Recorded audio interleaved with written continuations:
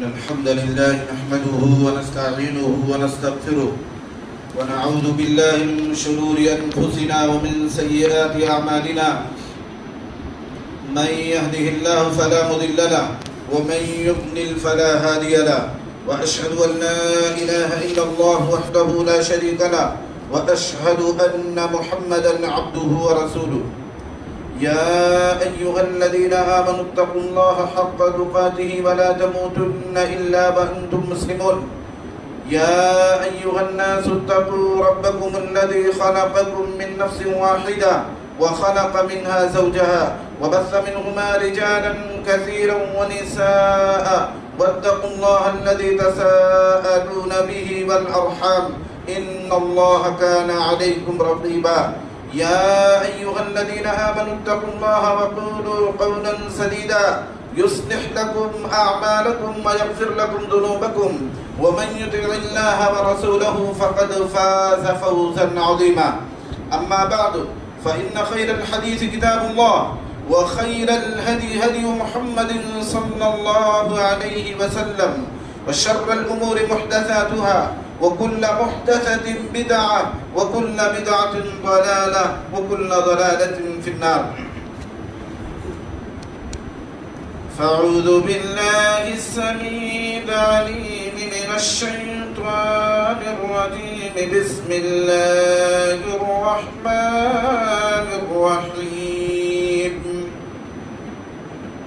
قاف والقرآن المجيد بل عجبوا أن جاءهم منذر منهم فقال الكافرون هذا شيء عجيب أإذا متنا وكنا ترابا ذلك رجع بعيد قد علمنا ما تنقص الأرض منهم وعندنا كتاب حفيظ بل كذبوا بالحق لما جاءهم فهم في أمر مريج أفلم ينظروا إلى السماء فوقهم كيف بنيناها وزيناها وما لها من فروج والأرض مددناها وألقينا فيها رواسي وأنبتنا فيها من كل زوج بهيج تبصرة وذكرى لكل عبد منيب وقال الله سبحانه وتعالى في مقام آخر قل إن صلاتي ونسكي ومحياي ومماتي لله رب العالمين لا شريك له وبذلك أمرت وأنا أول المسلمين سورة الأنعام وقال النبي صلى الله عليه وسلم ما عمل آدمي يوم النحر أحب إلى الله من إهراق الدم رواه الترمذی وابن ماجہ بڑائی بزرگی اللہ جل شانہ کے لیے ہے جس نے ہم پر انگنت لا تعداد نعمتیں عطا فرمائی سب سے بڑی نعمت ایمان کی دولت سے مالا مال فرمایا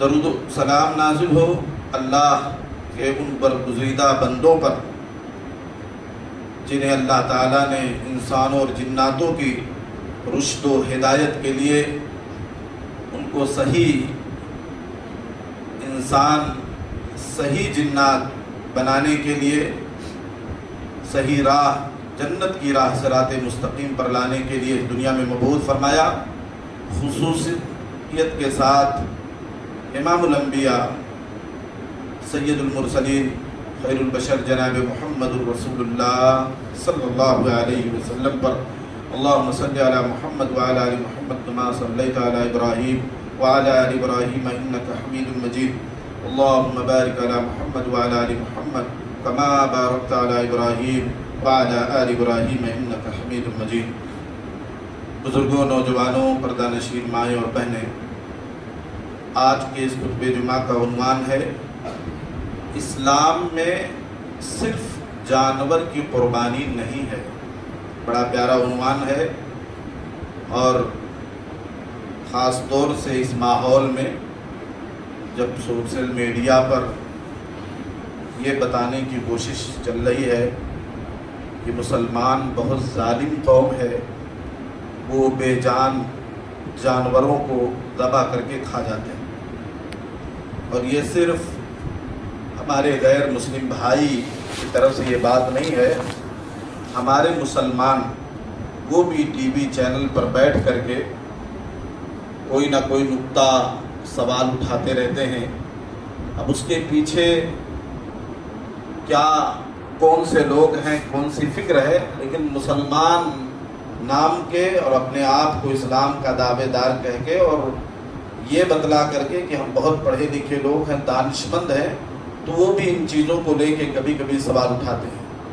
تو ہم شروع کریں گے جو مسلمانوں کی طرف سے بات کہی جاتی ہے کہ اتنا زیادہ کروڑوں روپیہ جو جانور خرید کر کے مسلمان اپنی سواد کے لیے، اپنے ذوق کے لیے، اپنی زبان کی خواہش کو پوری کرنے کے لیے، تھوڑے سے ذائقے کے لیے اتنے سارے جانور پر مال خرچ کرنے کی کیا ضرورت ہے؟ اگر یہی کروڑوں روپیہ مسلمان جمع کر کے کسی مریض کے علاج میں لگا دیں، کسی یتیم اور بیوہ کے سہارے کے لیے استعمال کر لیں، بے بس لاچار لوگ ہیں، کتنے ایسے بے روزگار ہیں، کھانے کے لالے پڑے ہوئے ہیں، ایسے لوگوں پر اگر یہ قربانی کے جانوروں کے پیسے ان پر لگا دیا جائے اور یہ جانور ذبح نہ کیا جائے تو کیا یہ غلط ہے؟ اللہ رب العالمین اس خدمت پر حج نہیں دے گا؟ کیا اس کو یہ چیزیں نہیں دکھتی ہیں؟ تو اس طرح کی باتیں کہی جاتی ہیں۔ تو بظاہر بہت بہترین فکر ہے، بہت عمدہ بات ہے، اور عقل کو دل سے ایسا لگتا ہے، دل سے اپیل کی ہوئی چیز دل میں جانے والی ہے۔ میرے بھائی اور دوستو، اس کو سمجھیے کئی اعتبار سے، قربانی صرف یہ جانور لا کر کے ذبح کرنے کا نام نہیں ہے، اور جو یہ حضرات پیش کر رہے ہیں کہ یہ پیسے سے بہت سارے انسانوں کا بھلا کیا جا سکتا ہے، اگر ظاہری طور پر ہم بھی جواب دیں تو اس کا ظاہری جواب یہ ہے کہ جو ہم گوشت کھاتے ہیں اس سے بھی بہت سارے گھروں میں چولہے جلتے ہیں، بہت سارے انسانوں کا بھلا ہوتا ہے، اور اس میں صرف مسلمان نہیں ہیں، غیر مسلمین کی ایک بہت بڑی تعداد ہے جو جانوروں کا کاروبار کرتے ہیں، اور اس سے جڑی ہوئی تمام چیزوں سے وہ بھی جڑے ہیں اور کروڑوں اربوں روپیہ کما رہے ہیں۔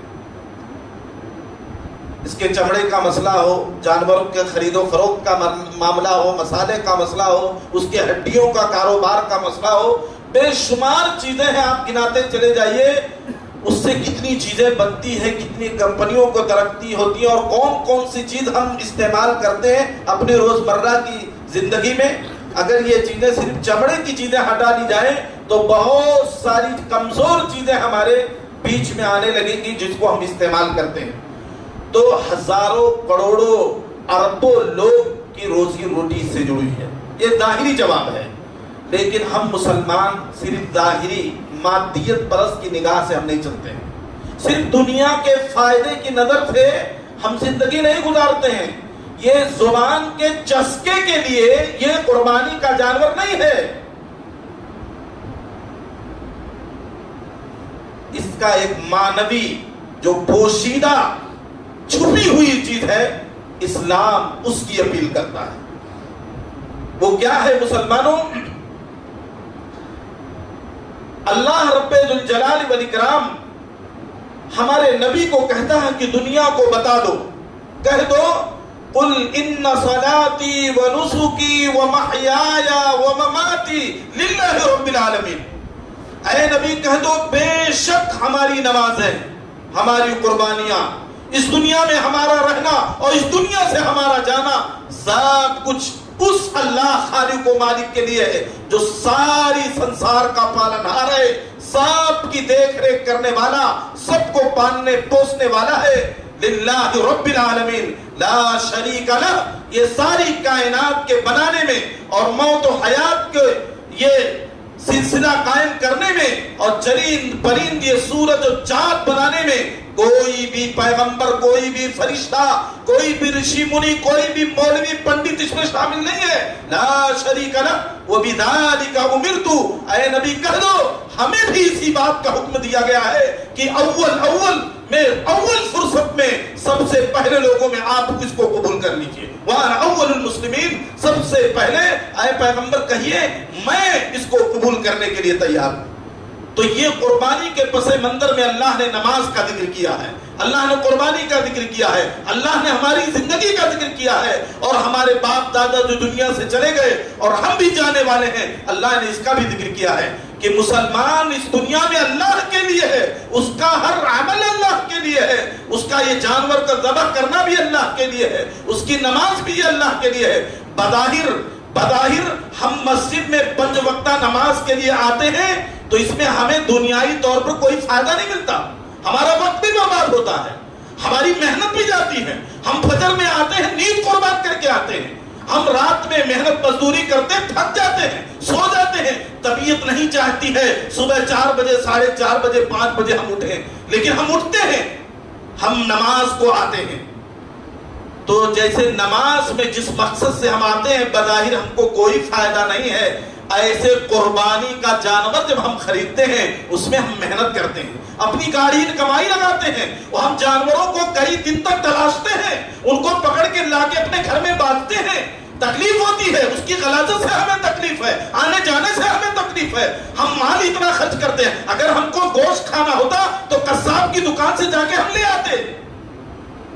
تو یہ جانور جو ہم خرید کے اتنے اہتمام سے لاتے ہیں اور ہزاروں لاکھوں روپیہ یہ جو خرچ کرتے ہیں، اس کے پیچھے، اور یہ جو نماز پڑھتے ہیں اس کے پیچھے، اور جو حج کو لاکھوں روپیہ لگا کر کے جاتے ہیں اور وہاں محنت کرتے ہیں، وہاں بھی تھکتے ہیں، وہاں بھی تھکان ہے، وہاں حج میں جو لاکھوں روپیہ کماتے ہیں، بظاہر یہ سب دنیائی اعتبار سے گھاٹے کا سودا ہے، اس میں نقصان ہے، اس میں محنت ہے، لیکن میرا رب یہ کہتا ہے وَمَا خَلَقْتُ الْجِنَّ وَالْإِنسَ إِلَّا لِيَعْبُدُونِ، اے لوگو، اے انسانوں اور جناتوں، اس دنیا میں ہم نے اپنی غلامی کے لیے تم کو پیدا کیا ہے، اور اس غلامی کا مظاہرہ کیسے کرو گے؟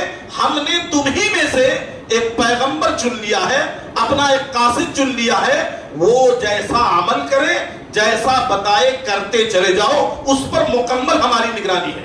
اللہ نے کئی جگہ پر قرآن پر ذکر کیا ہے اے نبی آپ کو ہم بھٹکنے نہیں دیں گے، آپ پر سخت نگرانی ہے، اور کئی مرتبہ پیارے رسول صلی اللہ علیہ وسلم ایک انسان ہونے کے ناطے ان پر بھی چوک ہوئی، فوراً آیت اتار کر کے اللہ نے اصلاح فرما دی، اللہ نے اصلاح فرما دی، لمبی اس میں فہرست ہے وہ۔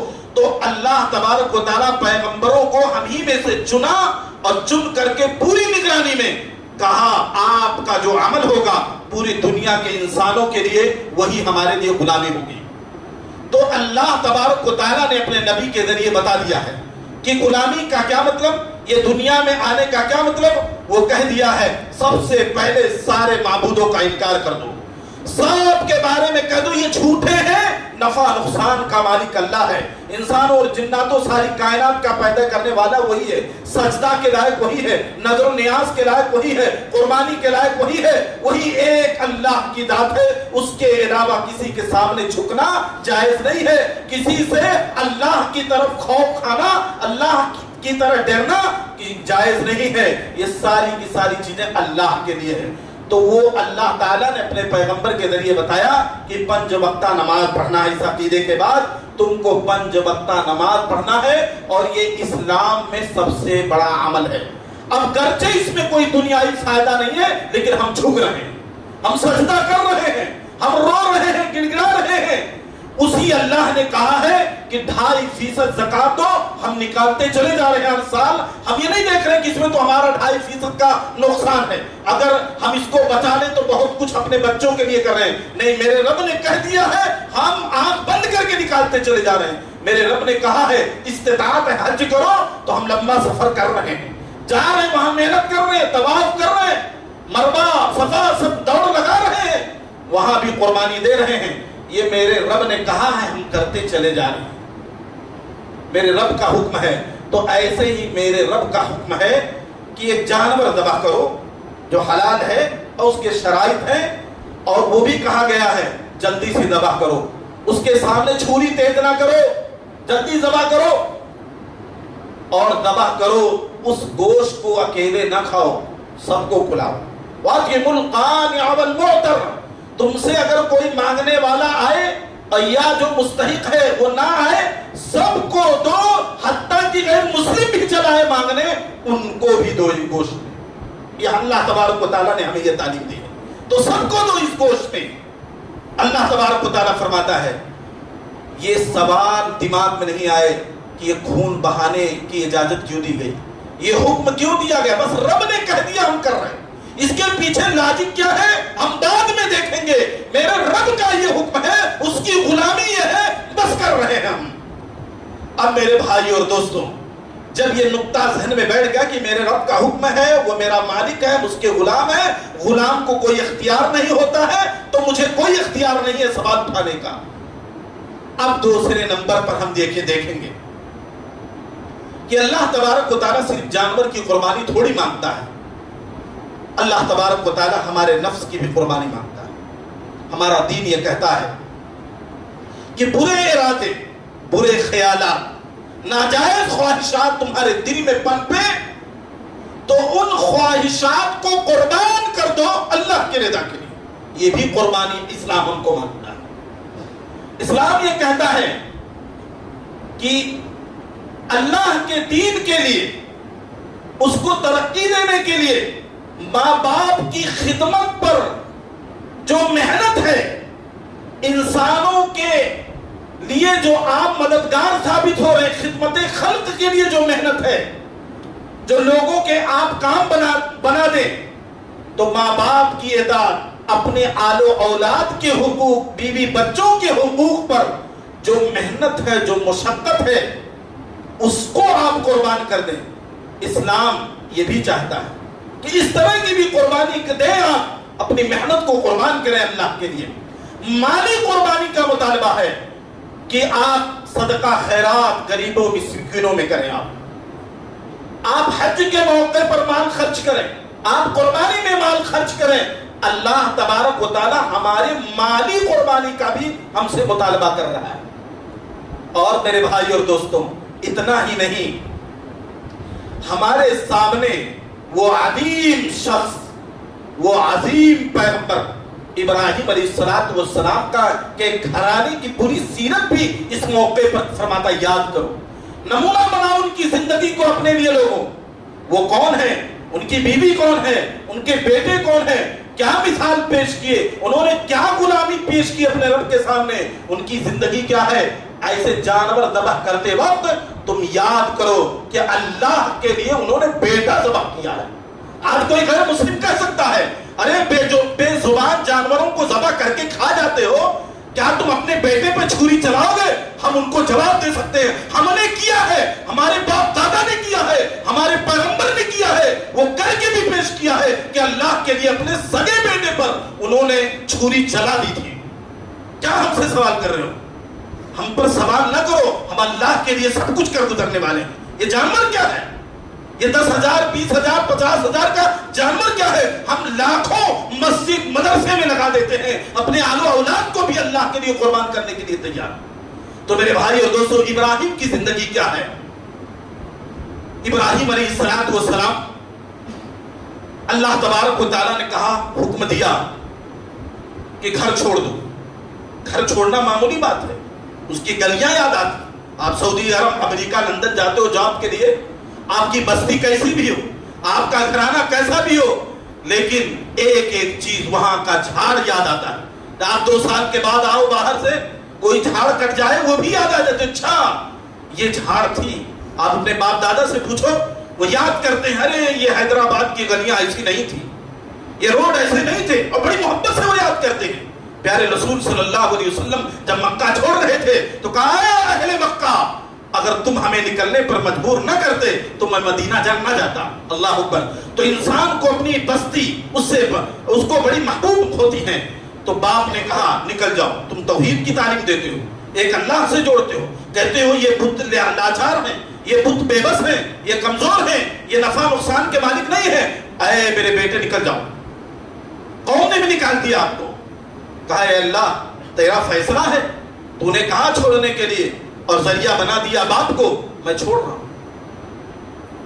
تو ابراہیم علیہ السلام کی یہ زندگی ہمارے لیے نمونہ ہے کہ محبوب سے محبوب چیز کیوں نہ ہو ہماری زندگی میں، اگر اللہ کی بات آ جائے، اس کی خوشنودی کی بات آ جائے، اس کی رضا کی بات آ جائے، تو اس قربانی کے موقع پر جیسے ہم ایک جانور کو، ہزاروں لاکھوں روپے کے جانور کو ذبح کر کے لوگوں میں بانٹ دیتے ہیں، اس کے پیچھے ہم یہ نہیں چاہتے کہ کوئی غریب ہمارا شکریہ ادا کرے، میرے گھر پہ مزدوری کرے. ہم اللہ کے لیے گوشت کو بانٹ دیتے ہیں، فری میں تقسیم کر دیتے ہیں. ایسے فری میں ہم بھی اللہ کے لیے قیمتی سے قیمتی چیز چھوڑنے کے لیے تیار ہیں.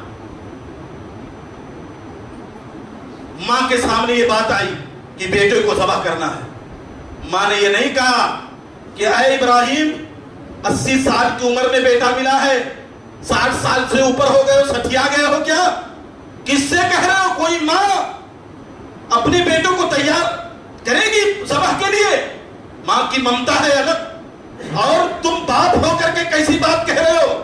میں نہیں دے سکتی اپنے بیٹے کو، یہ میرا جگر کا ٹکڑا ہے، یہ میری جان ہے. ارے یہ زندہ نہیں رہے گا، میں کیسا زندہ رہوں؟ سوچو بڑھاپے میں یہ لاٹھی کا سہارا بنے گا، ایک نرینہ اولاد ہے، کیسی بات کا مطالبہ کر رہے ہو؟ وہ ماں اتنی محبت اپنی اولاد سے جو کرتی ہے، اس کے باوجود بھی جب اس نے کہا یہ رب کا حکم ہے، کہا تیار کے لیے ساری چیزیں قربان کر دی، اپنے جگر کے ٹکڑے کو دے دیا اللہ کے لیے.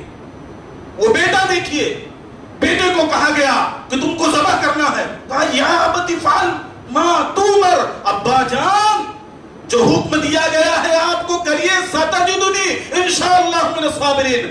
آپ ہمیں ہمت والوں میں پائیں گے، آپ ہمیں صبر کرنے والوں میں سے پائیں. باپ کو بیٹا تسلی دے رہا.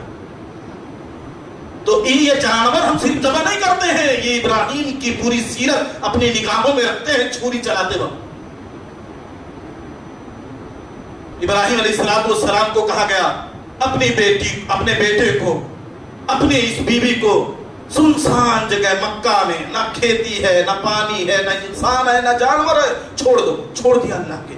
سوچئے ذرا کتنی قربانی دی ہے اپنی اولاد کے لیے، اپنی بیوی کے لیے. آپ سوچئے یہ کوئی کہانی نہیں، قرآن مجید کا حصہ یہ.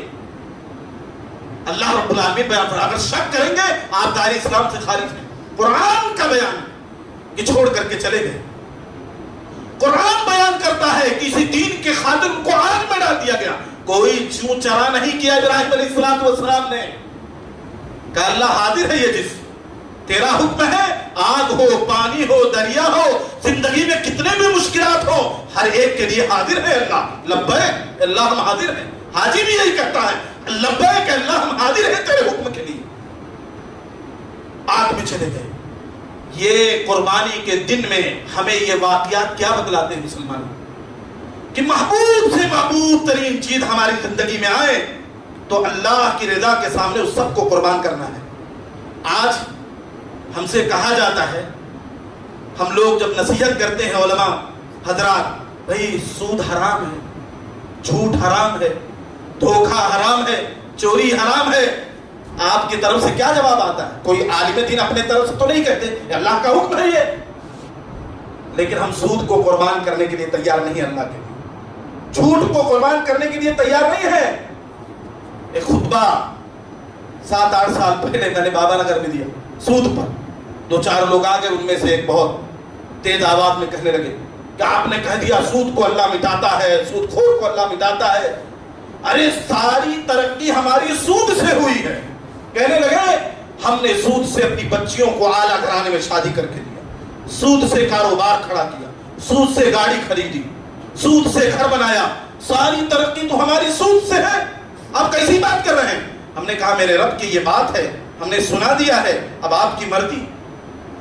تو لوگ اپنی لگژری زندگی کے لیے بچیوں کو اعلیٰ گھر میں دینا ہے، تو کم پیسے میں تو بچی سیٹھ کے گھر پہ، پیسے والے کے گھر پہ تو نہیں جائے گی۔ اچھا عمدہ گھر میں رہنا ہے تو مختصر کمائی میں اچھا گھر نہیں بنے گا۔ اچھی گاڑی میں چلنی ہے، کم پیسے میں 4 ویلر گاڑی نہیں آئے گی، تو ایسا کریں گے۔ اب یہ سب کو پورا کرنے کے لیے اب رب کا حکم جائے لیکن ہماری خواہش پوری ہونی چاہیے۔ یہ قربانی نہیں ہے۔ اگر اپنی خواہش کو مکمل کرنے کے لیے اللہ کی رضا کو انکار کر رہے ہو، اللہ کے حکم کو چھوڑ رہے ہو، تو یہ قربانی کا ہرگز مقصد نہیں ہے۔ گویا آپ یہ جانور صرف گوشت خوری کے لیے کر رہے ہیں، اللہ تک یہ قربانی نہیں پہنچے گی۔ انما یتقبل اللہ من المتقین، اللہ متقیوں کی قربانی کو قبول فرماتا ہے۔ ایسا نہیں کہ قربانی کے موقع پر سب یاد ہے کیسا جانور لانا ہے، مولوی صاحب کس کوالٹی کا لانا ہے، اس کی پہچان کیا، سب پوچھتے ہیں، لیکن آپ کی کمائی کس کوالٹی کی ہے وہ کون پوچھے گا؟ دھوکے سے، بےایمانی سے، چگلی سے، بھائی کا ہڑپ کر کے، پڑوسی کا ہڑپ کر کے، پارٹنر کا ہڑپ کر کے سب کچھ جمع کر لیا ہے اور لگژری زندگی جی رہے ہو، کہتے ہو کہ ہم قربانی کر رہے ہیں۔ یہ قربانی ایک رسم بن جائے گی، یہ عادت بن جائے گی، اللہ تک پہنچنے والی نہیں ہے یہ۔ تو ہمارا دین مطالبہ کرتا ہے کہ سود کو چھوڑو، جھوٹ کو چھوڑو، یہ سب قربانی دو ان چیزوں کی۔ اللہ رب العالمین جنتیوں کی صفات بیان کرتا ہے۔ فَأَقْبَلَ بَعْضُهُمْ عَلَىٰ بَعْضٍ يَتَسَاءَلُونَ قَالُوا إِنَّا كُنَّا قَبْلُ فِي أَهْلِنَا مُشْفِقِينَ فَمَنَّ اللَّهُ عَلَيْنَا وَوَقَانَا عَذَابَ السَّمُومِ۔ اللہ فرماتا ہے جنتی آمنے سامنے بیٹھے ہوں گے، ایک دوسرے سے سوال کریں گے، پوچھیں گے کون سا عمل تم کو جنت میں لے کر کے آیا، تو جنتی جواب دیں گے اس دنیا میں آنے سے پہلے، جنت میں آنے سے پہلے ہم دنیاوی زندگی میں مشفقین فی اہلنا مشفقین، اپنے بیوی بچوں میں خوف کی زندگی گزارنے والے تھے۔ خوف کی زندگی کا کیا مطلب؟ کہ ہمارے بچوں کے، ہمارے بیوی کے مطالبات ہوتے تھے، کبھی کبھی ایسے مطالبات، ان کی ایسی خواہشیں ہمارے سامنے آتی تھی، لیکن ہم ان کو پورا کرنے کے لیے جب دیکھتے تھے تو حرام راستے سے تو پورا ہوتا ہوا نظر آتا تھا، لیکن حلال راستے سے نہیں پورا ہوتا تھا۔ تو ہم جنت کے خاطر اپنی بیوی اور بچوں کو جواب دے دیتے تھے کہ یہ سخت ہماری نہیں ہے، یہ حیثیت ہماری نہیں ہے۔ ہمارے بچے منہ بنا لیتے تھے، معصوم سے چہرے، وہ ناخوش ہو جاتے تھے، لیکن میں ان کی چہرے کی پرواہ نہیں کرتا تھا، جہنم کے ڈر سے، اللہ کی رضا کے لیے ہم جنت کی تیاری میں لگے تھے۔ اے جنتیوں، آج اسی لیے ہم جنت میں آئے، خوف کی زندگی گزارتے تھے۔ ایک آدمی کہتا ہے مجھ سے، مولانا مختصر کمائی میں کیا ہوگا؟ بچے راستے میں چلتے ہوئے 5000 روپے کا کھلونا لے لیتے ہیں، پھر توڑ دیتے ہیں۔ تو بتائیے اتنے مہنگائی میں بچوں کی بھی خواہش پوری کرنی ہے، بیوی کی خواہش پوری نہ کرو، وہ الگ سے تانا دیتی ہے، کیا میاں کیا کماتے ہو، فلاں دیکھو وہ لے آیا، وہ اپنی بیوی کے لیے یہ کر رہا ہے، وہ اپنی بہن کے لیے یہ کر رہا، تم کیا کر رہے ہو؟ تو بھائی بہن کا بھی تانا نہیں سننا ہے، بیوی کا بھی تانا نہیں سننا ہے۔ مسلمانوں، تانا برداشت کرنا ہے، اسلام میں تانے کی قربانی دینی ہے۔ اسلام مطالبہ کرتا ہے اپنی بچوں کی مسکراہٹ کو بھی قربان کرنا ہے اس جنت کی طرف میں۔ یہ ابراہیم کی زندگی سکھاتی ہے۔ ابراہیم علیہ السلام کہہ سکتے تھے، اے اللہ ہمارا باپ ہمارا نہیں رہا، اس نے گھر سے نکال دیا، دنیا کہے کہ کیا تم سمجھانے چلے ہو، کیا ہمارے قائد اور لیڈر بننے چلے ہو، تم کو تو تمہارے گھر والے نہیں سنتے، پہلے اپنے گھر والوں کو واضح و نصیحت کرو۔ تو وہ چاہتے تو وہ بھی کہہ سکتے تھے اللہ دنیا کا تانا کیسے برداشت کریں گے، لیکن انہوں نے دنیا کے تانے کی پرواہ نہیں، دنیا کے تانے کو قربان کیا اللہ کی رضا کے لیے۔ تو اسلام اس طرح کی بھی قربانی کا مطالبہ کرتا ہے۔ اسلام غصے کو قربان کرنے کا مطالبہ کرتا ہے۔ کئی مرتبہ ہم کو غصہ آ جاتا ہے، ہمارے انا کو ٹھیس پہنچ جاتا ہے، ہمارے بڑپنا میں ایک دن دھبا لگ جاتا ہے، تو ہم کہتے ہیں نہیں، اس سے انتقام لیں گے، اس سے بدلہ لینا ہے، اس کو کھاٹے اور نقصان تک پہنچانا ہے۔ اسلام کہتا ہے اللہ کی رضا کے لیے معاف کر دو، اپنی انا کو قربان کر دو۔ تکبر رب العالمین کی چادر ہے، رب کے سامنے تکبر نہ کرو، رب کی چادر اوڑھنے کی کوشش کرو گے اللہ تمہیں ہلاک کر دے گا۔ تو مسلمانوں اس موقع پر یہ بھی یاد رکھو کہ جیسے جانور ذبح کر رہے ہیں، قربانی دے رہے ہیں، تو ہمیں اپنے انا اور تکبر اور بڑپن کو بھی قربان کرنا اللہ کی خاطر، اللہ کے خاطر۔ حرام روزی روٹی بے شمار مسلمان، بعض لوگ تو تجزیہ اور رپورٹ پیش کر رہے 90% مسلمانوں کی آبادی حرام خوری پر ہے، حرام کما رہے ہیں، وہ حرام کما رہے ہیں بڑے پیمانے پر، سود کا، جھوٹ کا، یہ نہیں دیکھتے ہیں کیا بیچنا ہے کیا نہیں بیچنا ہے۔ ایک دکان میں گیا، دیکھا بت بیچ رہا ہے، بت، ساؤتھ کی بات۔ میں نے کہا یہ کیا ہے؟ نوکر نے کہا بھائی میں تو یہاں نوکر ہوں۔ دوسرے دن پھر ملاقات ہوئی، مالک نے کہا ہم تھوڑی اس پر یقین رکھتے ہیں، ہمارا ایمان تھوڑی ہے، یہ کاروبار ہے ہمارا، ہم کاروبار کر رہے ہیں۔ پیارے رسول صلی اللہ علیہ وسلم نے کہا جس کا استعمال حرام ہے اس کا کاروبار بھی حرام ہے۔ جی آپ ایسا نہیں کر سکتے کہ بے حیائی کے لیے اپنا مکان کرائے پہ دے دے، کہتے ہم تو بے حیائی سے ہمیں مطلب نہیں ہے۔ آپ سود کے لیے مکان کرائے پہ دے دیں، یہ جائز نہیں ہے۔ بڑی ڈپوزٹ کے نام پر سود لے لیں، کسی سے قرض لے لیں اور پھر اس کے بعد اپنے کرائے میں تخفیف کر دیں، کمی کر دیں، یہ بھی سود کی شکل ہے۔ لوگ کہتے ہیں نہیں بھائی وہ تو تیار، ہم دونوں تیار، اس میں دقت کیا ہے؟ ارے تم تیار ہو، تمہارا سامنے والا تیار، رب تیار نہیں، رب کا قانون نہیں تیار ہے، تو اپنی مرضی سے دین پر نہیں چل سکتے۔ لیکن بڑے پیمانے پر لوگ بڑی ڈپوزٹ لے رہے ہیں، گروی پر سامان لے کے وہاں بھی سود کا کاروبار چل رہا ہے، تو لوگ اپنی خواہشات کو قربان کرنے کے لیے تیار نہیں۔ ان کا لگژری زندگی برقرار رہے، اب اس کے ساتھ سیکنڈ نمبر پر اگر اسلام آئے تو ٹھیک ہے، لیکن دنیاوی زندگی کی سہولیات میں کمپرومائز نہیں کرنے کے لیے تیار۔ تو مسلمانوں یہ قربانی کا مطلب نہیں ہے۔ جتنے حرام چیزیں ہیں، غلط راہیں ہیں، غلط طریقے، ان سب کو قربان کرنا ہے، یہ ہے قربانی کا مطلب۔ میرے بھائی اور دوستو، اصل اسلام کو سمجھنے کی کوشش کریں۔ اسلام کی ارتھات، اسلام کی اسپرٹ، اس کی روح کیا ہے، اس کو سمجھنے کی ضرورت ہے۔ اوپر کی زندگی گزارنے سے جنت ملنے والی نہیں ہے کہ رسمی طور پر نکاح کر لیا، جمعہ میں حاضری دے دی، عیدین میں آ گئے، میت کے موقع پر وہاں اپنا اجتماع کر لیا، وہاں سب لوگ جمع ہو گئے اور قبر میں اسلامی طریقے سے دفنا دیا، یہ ظاہری زندگی ہے۔ اسلام صرف اس پر نہیں چلتا ہے، آپ ایک قدم بڑھائیں تو وہاں بھی سوچیں اسلام کی اجازت ہے کہ نہیں، اپنی نگاہ اٹھائیں تو وہاں دیکھیں اسلام کی اجازت ہے کہ نہیں ہے، آپ ہاتھ بڑھائیں کوئی چیز پکڑنے کے لیے وہاں بھی سوچیں میرا اسلام اس کی اجازت دیتا ہے کہ نہیں۔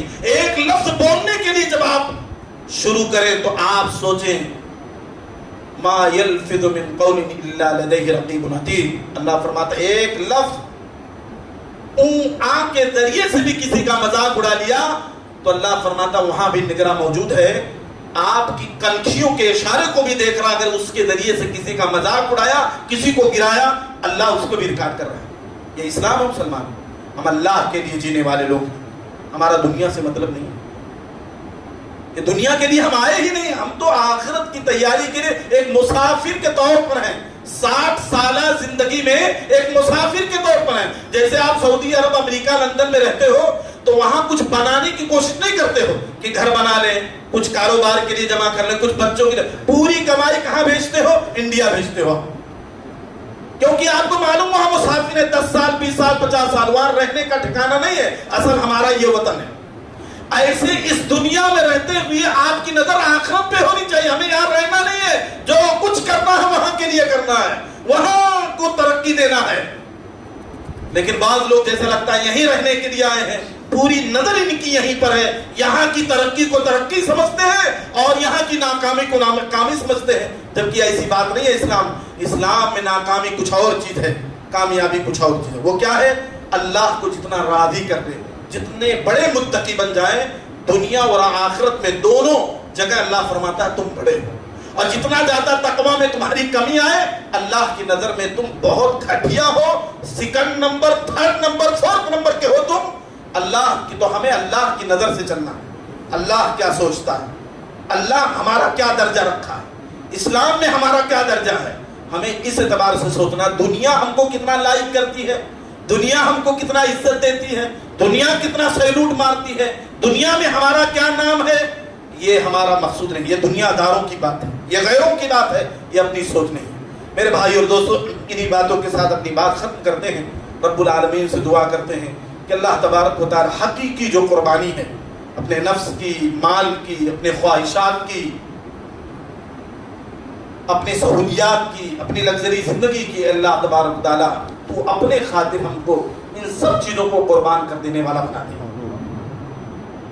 اے اللہ حقیقی مسلمان بنا دے، سچا پکا مسلمان بنا دے۔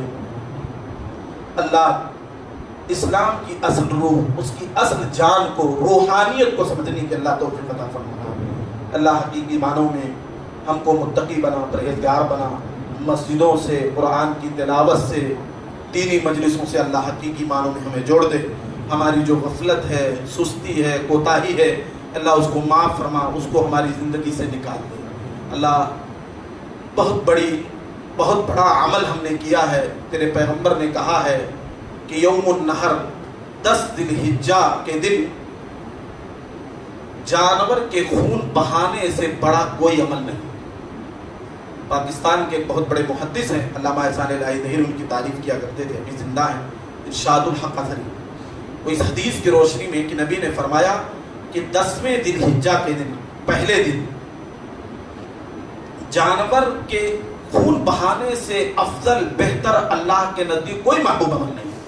تو کہتے ہیں اس کا معنی یہ ہے کہ اس دن 10ویں ذی الحجہ کے دن آپ کروڑ روپیہ، 1 کروڑ، 2 کروڑ، 4 کروڑ، 50 کروڑ بھی اللہ کی راہ میں صدقہ خیرات کر دیں، بانٹ دیں پوری دنیا میں۔ اور 10,000 کا ایک جانور اللہ کی راہ میں قربان کر دیں تو یہ 10,000 روپے کا جانور وہ کروڑوں صدقہ خیرات سے افضل ہے۔ اس دن لوگ سمجھتے نہیں اس مقام کو، کتنا اجر ہے، کتنا ثواب ہے۔ لوگ حصہ لے رہے، پیسہ ہے تب بھی حصہ لیے چلے۔ ارے بھائی چھوٹے جانور ذبح کرو یا بڑے جانور ذبح کرو، اس کی یہ فضیلت ہے۔ بتاؤ، کروڑوں روپیہ خرچہ کر دیں، آپ صدقہ کر دیں اللہ کی راہ میں، اللہ کے لیے کر دیں، اور 10,000 روپے کا جو جانور آپ ذبح کر رہے ہیں، پیارے نبی فرماتے ہیں یہ افضل ہے، یہ بہتر، کتنا اجر ہوگا۔ تو آپ نے جو جانور ذبح کر دیا یا ابھی کریں گے، اس کے بعد کا درجہ یہ ہے رو کر کے، گڑ گڑا کر کے رب سے دعا کریں، اللہ ہمارے عمل کو قبول فرمائے۔ یہ درجہ ہے۔ اب یہ کام باقی ہے کہ رب العالمین ہماری اس قربانی کو قبول فرما لے، کمی کوتاہی کو درگزر فرما لے۔ اقول قولی ھذا استغفر اللہ لی ولکم ولسائر المسلمین فاستغفروہ انہ هو الغفور الرحیم۔